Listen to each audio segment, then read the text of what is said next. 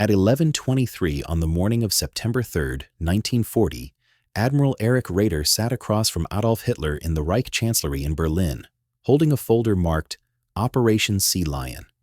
The plan called for 160,000 German troops to cross 21 miles of water and invade England. Raeder had just explained why the Kriegsmarine could not guarantee safe passage across the English Channel. Hitler listened, nodded, then asked a question that made Raeder's stomach drop. "What about America?"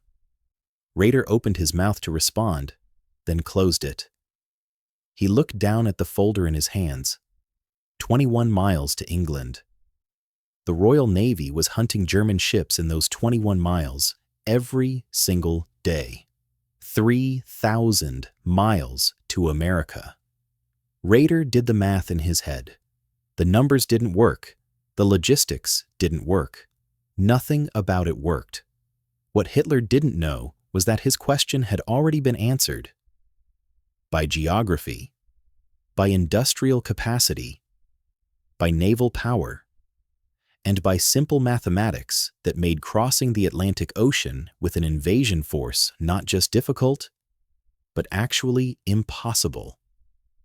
Raeder had joined the Imperial German Navy in 1894 at age 18. He had served 46 years.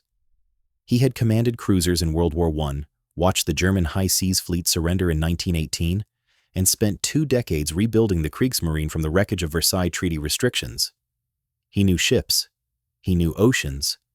He knew what was possible and what wasn't. When Hitler asked about America, Raeder's first thought was not strategic or tactical. It was mathematical. 3,000 miles of ocean. Every mile controlled by enemy navies.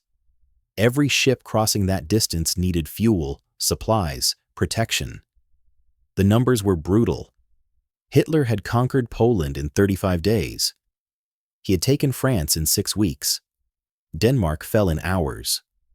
Norway, despite British interference, was occupied in 2 months. By September of 1940, German forces controlled territory from the Arctic Circle to the Pyrenees. The Wehrmacht seemed unstoppable, but there was one opponent Hitler could never reach. The United States sat across an ocean that might as well have been another planet. The Atlantic Ocean is 3,000 miles wide, at its narrowest point from the coast of France to the coast of America. Raeder had crossed it twice in his career, once in 1912 aboard the cruiser SMS Berlin, and again in 1930 as part of a diplomatic mission to Washington. Both times took 11 days in good weather. Warships were faster than cargo ships, but cargo ships carried the tanks and trucks and artillery that made invasions possible. A Liberty ship could cross the Atlantic in 14 days at 11 knots if everything went perfectly. No storms, no mechanical failures, no enemy submarines. In wartime, nothing went perfectly. The entire German invasion of France covered 300 miles from the border to Paris. The march to Moscow was 1,000 miles. The Atlantic was 3 times that distance, and every single mile was open water. No roads, no railways, no supply depots, no friendly towns. Just water. A Liberty ship consumed 37 tons of fuel oil per day. To cross the Atlantic once required 518 tons of fuel. That fuel couldn't carry cargo. It just kept the ship moving. Germany's Kriegsmarine in September 1940 consisted of 2 battleships, 3 pocket battleships, 1 heavy cruiser, 6 light cruisers, and 34 destroyers. Raeder had the exact numbers memorized. 2 battleships, the Scharnhorst and the Gneisenau, both in port being repaired after the Norway campaign. 3 pocket battleships, except the Admiral Graf Spee had been scuttled off Montevideo in December 1939, so really just 2. 1 heavy cruiser, the Admiral Hipper. 6 light cruisers, most damaged or in refit. 34 destroyers, but Germany had lost 10 during the Norway invasion in April. The British Royal Navy in September 1940 had 15 battleships, 7 aircraft carriers, 66 cruisers, and 184 destroyers. The United States Navy had 17 battleships, 7 aircraft carriers, 37 cruisers, and 181 destroyers. Germany's entire surface fleet was smaller than just the British Royal Navy alone. 32 enemy battleships against 2 German battleships, 14 enemy carriers against 0 German carriers. Raeder had presented these numbers to Hitler repeatedly. Hitler always asked if willpower could overcome the numbers. Raeder always said no. The Bismarck was Germany's pride. Raeder had attended her launch in February of 1939. 50,000 tons, 8 15-inch guns, armored belt 12.6 inches thick, capable of 30 knots. Hitler called her unsinkable. On May 18, 1941, the Bismarck left port with the heavy cruiser Prinz Eugen for Operation Rhein-Neuübung. The mission was to break into the Atlantic and attack British convoy routes. On May 24 at 5:52 in the morning, the Bismarck encountered British forces in the Denmark Strait. The battlecruiser HMS Hood and the battleship HMS Prince of Wales. At 5:55 a.m., the Bismarck fired. The fifth salvo struck the Hood near the mainmast. The shell penetrated the deck and detonated in the aft magazine. The Hood exploded. The ship broke in half and sank in 3 minutes. Out of 1,419 crew members, 3 survived. It looked like victory. Then reality set in. The Prince of Wales had hit the Bismarck 3 times. One shell ruptured a fuel tank and contaminated 1,000 tons of fuel oil. Another damaged the forward compartments, causing flooding. The Bismarck was leaking oil, leaving a trail British ships could follow. Admiral Günther Lütjens decided to abort the mission and head for France. The British mobilized. Every available warship in the Atlantic converged on the Bismarck's position. The battleships Rodney and King George V, the aircraft carrier Ark Royal, the battleship Ramillies, the battlecruiser Renown, cruisers Sheffield, Norfolk, Dorsetshire, dozens of ships hunting one German battleship. On May 26 at 10:30 in the morning, a Catalina flying boat spotted the Bismarck 690 miles west of Brest. The Ark Royal launched 15 Swordfish torpedo bombers at 8:47 that evening. The weather was terrible. Rain, rough seas, low visibility. At 9:01 p.m., 2 torpedoes struck the Bismarck. One hit amidships and caused minor damage. The other hit the stern and jammed the rudders. The Bismarck could no longer steer. On May 27 at 8:47 in the morning, the Rodney and King George V opened fire. Range 25,000 yards. By 9:02 a.m., the Rodney had hit the Bismarck 4 times. By 9:31 a.m., the Bismarck's forward turrets were destroyed. Her bridge was demolished. The British battleships closed to 3,000 yards and kept firing. They fired over 2,800 shells. The cruiser Dorsetshire fired 3 torpedoes. At 10:39 a.m., the Bismarck capsized and sank. Out of 2,221 men, 114 survived. Raeder received the report that afternoon. The Bismarck had lasted 9 days on her first combat mission. Germany's most powerful warship was at the bottom of the Atlantic.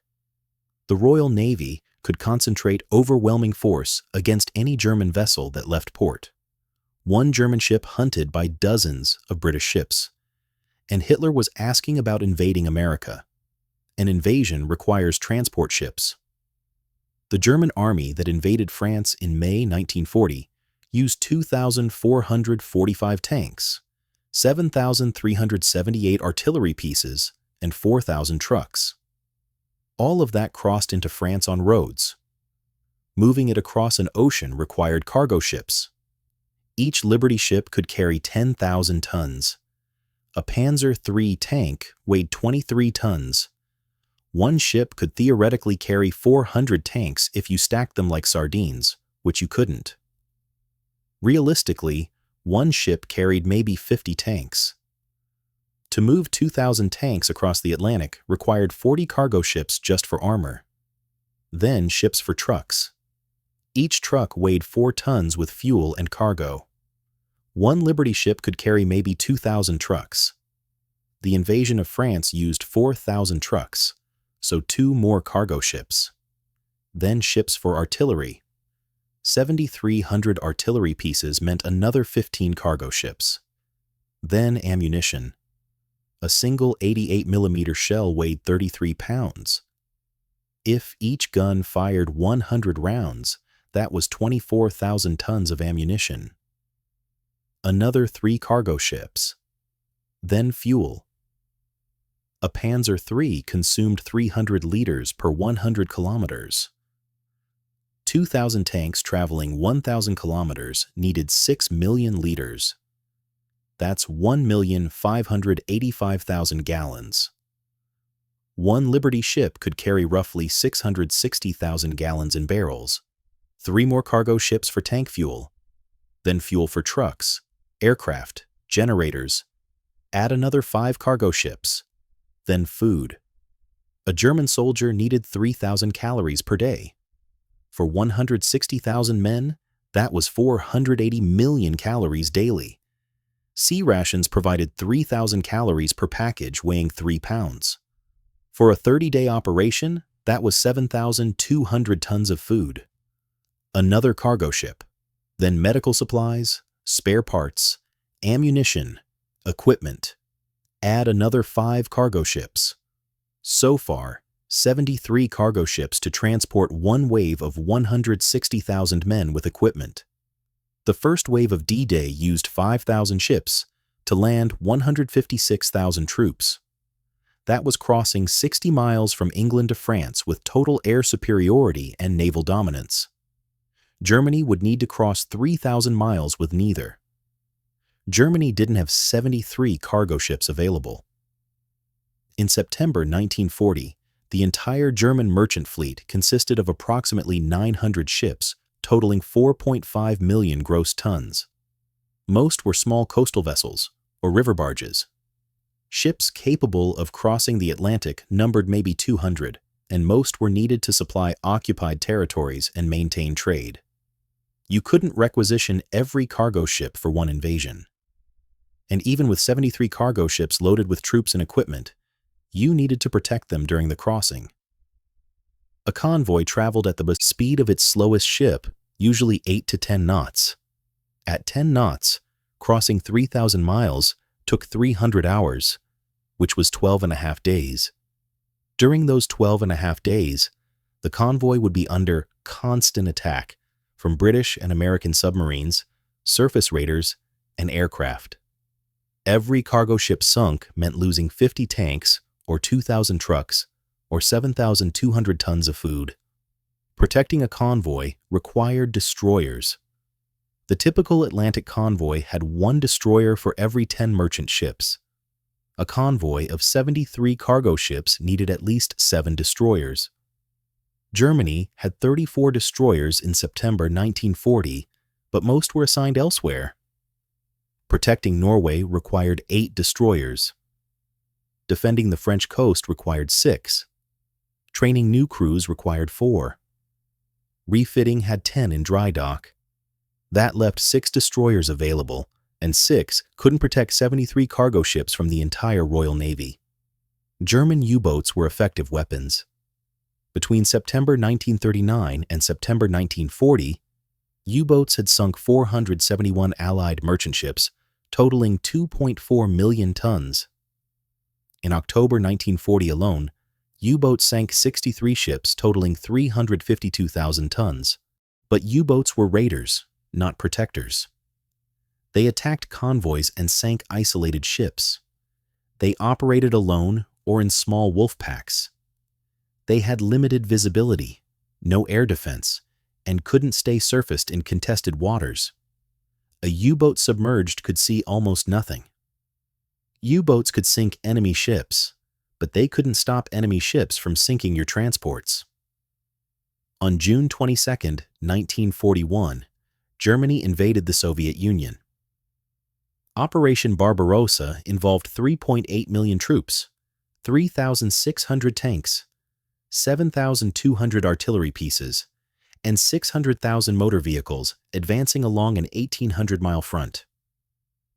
Raeder watched from Berlin and immediately worried about logistics. The German army advanced 300 miles in 3 weeks. By September, they had reached Leningrad and were approaching Kiev. Then logistics caught up.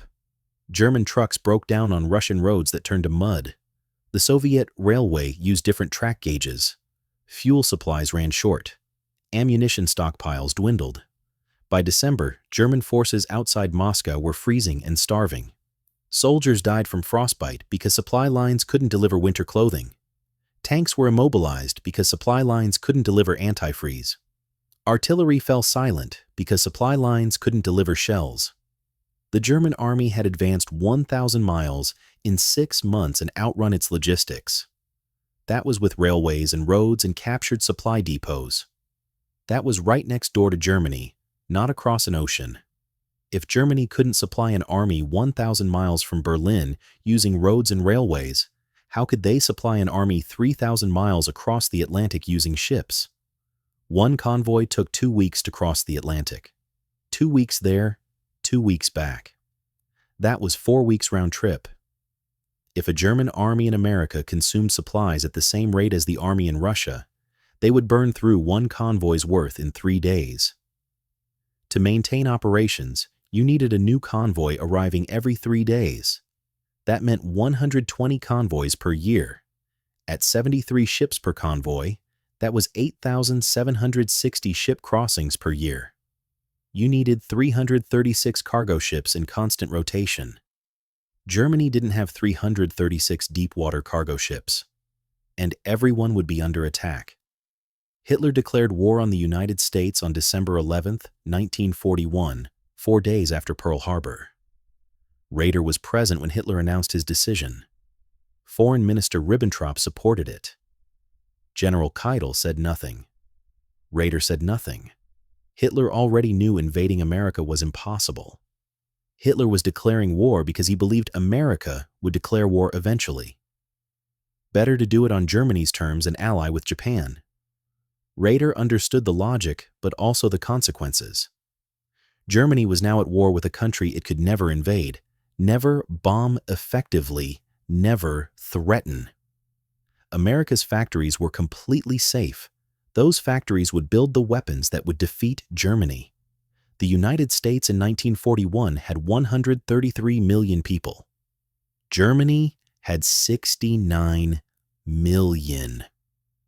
In 1941, America produced 2.2 million tons of steel per month. Germany produced 800,000 tons per month. American factories built 19,433 aircraft in 1940. German factories built 10,247. American shipyards launched 544 merchant ships in 1941. German shipyards launched 196 ships. Then, America entered the war. In 1942, American shipyards launched 746 ships, totaling 5.1 million gross tons. In 1943, they launched 1,949 ships, totaling 12.8 million gross tons. The Liberty ship program produced 2,710 ships between 1941 and 1945. American shipyards launched 1 Liberty ship every 42 days by 1944. Some got it down to 24 days. The record was the SS Robert E. Peary, launched after just 4 days and 15.5 hours. Germany built 1,156 U-boats during the entire war. America built 2,710 cargo ships in 4 years. Aircraft production showed the same pattern. In 1944, America produced 96,318 aircraft. Germany produced 40,593. American factories built more in 1 year than Germany built during the entire war. Tank production, artillery production, ammunition production, every category showed American dominance. And all these factories were across the ocean, untouchable. Air superiority was essential for invasion. The Allies spent 2 years preparing for D-Day. They established complete air dominance over the English Channel. Allied aircraft bombed German defenses for months. The distance from British airfields to Normandy was 60 miles. Allied fighters could reach the beaches in 15 minutes.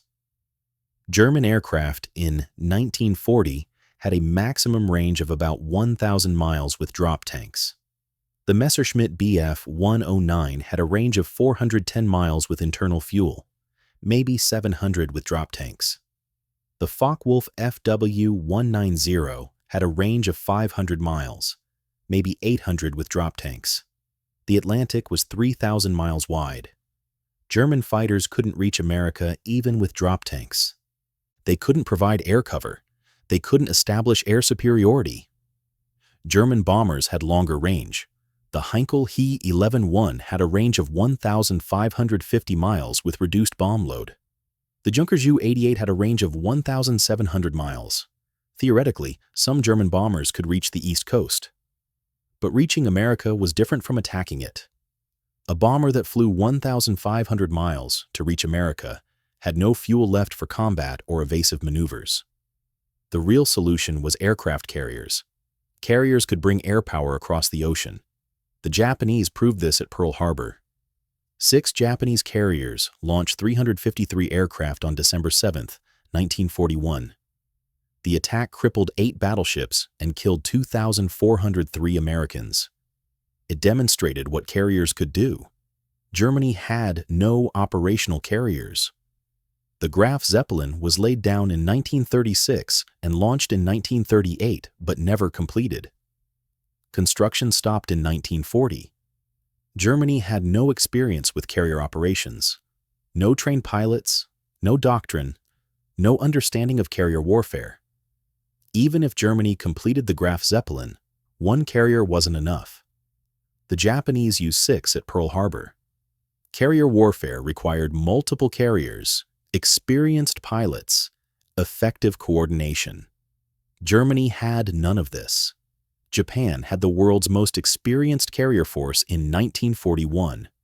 Japanese pilots had trained for years. The Imperial Japanese Navy had 10 carriers. Japanese doctrine emphasized aggressive carrier operations. They attacked Pearl Harbor and achieved tactical surprise. Japan conquered the Philippines, Malaya, Singapore, Burma in 6 months. They pushed to New Guinea and threatened Australia. But Japan never invaded the American mainland. The distance was too great, 5,000 miles from Tokyo to San Francisco. Japanese supply lines stretched across the Pacific. Every captured island required troops and supplies. Japan's merchant fleet was sinking faster than shipyards could replace losses. American submarines hunted Japanese cargo ships. By 1943, America was building new carriers faster than Japan could sink them. The USS Essex-class carriers entered service. America launched 24 Essex-class carriers during the war. Japan launched 3. Japan's navy was hunted down and destroyed. Japanese carriers were sunk at Coral Sea, Midway, Philippine Sea, Leyte Gulf. By 1945, Japan had no operational carriers. If Japan couldn't invade America with a better navy, better carriers, more experienced pilots, and closer proximity, Germany had no chance. Germany's navy was weaker. Germany's carriers didn't exist. Germany's pilots had no carrier training, and Germany was 3,000 miles farther away. German military planning in 1940 focused on realistic objectives. Invade Britain, 21 miles away. That was already borderline impossible because the Royal Navy controlled the channel and the Luftwaffe couldn't establish air superiority. Operation Sea Lion was postponed in September 1940 after the Luftwaffe failed to defeat the RAF during the Battle of Britain. Germans lost 1,733 aircraft between July and October. British lost 915 but retained control of their airspace. If Germany couldn't cross 21 miles to invade Britain, they couldn't cross 3,000 miles to invade America. General Franz Halder, chief of the Army General Staff, never produced serious plans for an American invasion. You cannot plan the impossible. The Kriegsmarine couldn't protect the fleet. The Luftwaffe couldn't provide air cover. The merchant fleet couldn't transport enough troops. The supply lines couldn't be maintained. Every aspect was impossible. Raeder retired in January 1943 after disagreements with Hitler. His replacement, Admiral Karl Dönitz, focused on U-boats and defensive operations. The question of invading America never came up again because by 1943, Germany was losing everywhere. The Sixth Army was destroyed at Stalingrad. North Africa was lost. Allied bombers were destroying German cities. The idea of invading America was so far beyond Germany's capabilities that no one mentioned it. The Atlantic Ocean remained Germany's insurmountable barrier. 3,000 miles of water protected America better than any fortress. Hitler could conquer Europe, but he could never reach across that ocean. The mathematics prevented it. The industrial capacity prevented it. The naval balance prevented it. Geography prevented it. By 1945, Germany was defeated. American forces landed in Normandy in June 1944, fought across France, crossed the Rhine, and advanced into Germany while Soviets advanced from the east. American bombers destroyed German cities. American industrial might produced weapons that equipped Allied armies across 3 continents. The Liberty ships carried those weapons across the Atlantic in numbers that made U-boat attacks irrelevant. American shipyards replaced sunk cargo ships faster than U-boats could sink them. German forces never threatened American territory. Not because Hitler didn't want to, but because he couldn't. The Atlantic remained uncrossed by German invasion forces. The American mainland remained untouched by German troops. Geography proved more powerful than any military force Germany could assemble. Raeder had known this in September 1940 when Hitler asked that question. The ocean was too wide, the enemy too strong, the logistics too complex, and the task impossible.